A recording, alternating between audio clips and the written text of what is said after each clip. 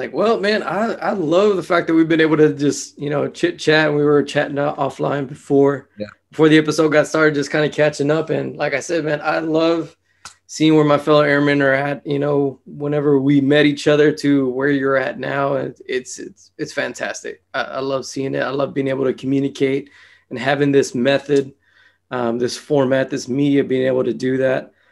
So you have a lot of stuff going on. I know you do a lot for the JAG school. If they wanted to get in contact with you, maybe interested in some general questions or anything like that regarding that career field, is there an email or anything that they can hit you up at? Yeah. So, I mean, I'll happily give out my Air Force email. That's perfectly fine. So it's donald.googe. It's Googe, Golf, Oscar, Golf, Echo. I always like to say it's Google without the L. Yep, that's very true. That's very true, man. Well, mail. But if you're already an Air Force member and you go into global and you just type in Googe, I'm one of, I think, 3 that'll even pop up, and I think I'm the only paralegal, so I'm pretty easy to spot. It has JA right there next to my name. Yeah, that's one of the things that I tell people all the time. I'm like, I'm literally the only Bruce Gonzalez in the Air Force, so you can just look me up in global, and it's like right there.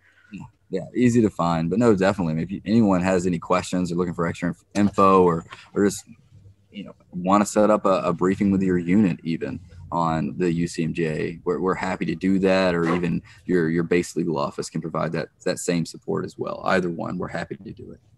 Awesome. One of the things that I did want to ask, because I know that I was asked this question, cross-training for airmen that are already into the military, into the JAG Corps.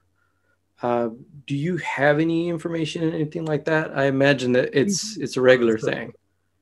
Yeah, so we have slots every year. I want to say normally we have close to 60 slots a year that we take of prior service airmen, individuals who are already in to cross train, and we get them ranging from senior airmen, technical sergeants. We've had a few masters even in our classes learning, which is a lot of fun because they're going to go be a superintendent somewhere and they have no idea how to be a paralegal.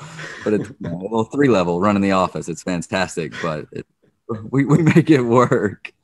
That's fantastic, man. That's one of the things that the people don't realize about the military. The cross-training capability. You don't join the military and you get a specific job. And if I remember right, this job for you was open general, right? I was open general, yeah. So at basic, they came around and asked, "Hey, who wants to be a paralegal? We got 9 slots." And I was like, "Sure." So I was like, better than being a cop. Yeah, I remember there was a good chunk of the guys that were open general. I think the majority of the guys that we had were open general. There was the spec ops guys, the TACPs and the spec op guys, and then there was some security forces, and then everybody else was general. And I had a couple as well. Yeah, that's true.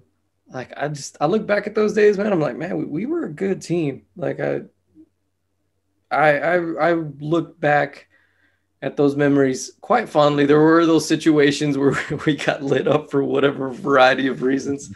And it was a good time. We definitely embraced the suck. But, like I said, I enjoy catching up with my fellow wingmen and just seeing where they're at and what they're doing, man. And, thanks so much for taking the time. I know you're a very busy man.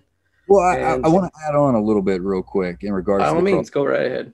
So the cross-training, our process, it's a little more involved to cross-train to be a paralegal. There is interview that's involved.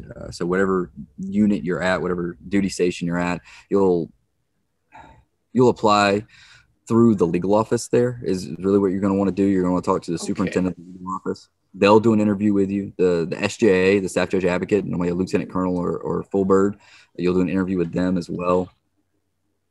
So it's a little more robust. And beyond that, it's just a simple typing test. As long as your ASVAB scores, which are not that high to get into. But the interview is the biggest piece. And then normally there's a 10-day, so two week, 10 duty day internship period as well that you'll end up needing to do. And so that's normally the hardest obstacle to overcome is getting because as you mentioned earlier, doing more with less.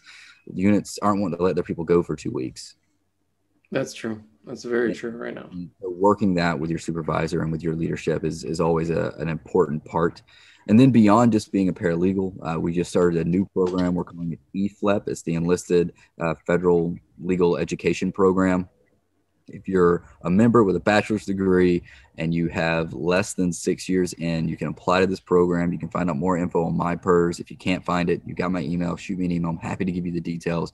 And you can apply to become a JAG. That's and the awesome. Air Force, if you're accepted, the Air Force will pay for your law school. So you'll separate, you'll go, well, I say separate. I believe you get paid as an O1 while in law school. Air Force pays for your law school, and then you come back in as a JAG. So it's a great program for any of our super junior airmen. It's wonderful. Well, everyone, I hope you enjoyed that clip from the XChange over at our channel, Wild at Heart Association. This is a podcast-style interview format that we recently started, and we hope you guys are enjoying it. Be sure to check that out, give that video a thumbs up, and subscribe to the channel if you like what we're doing here at Wild at Heart.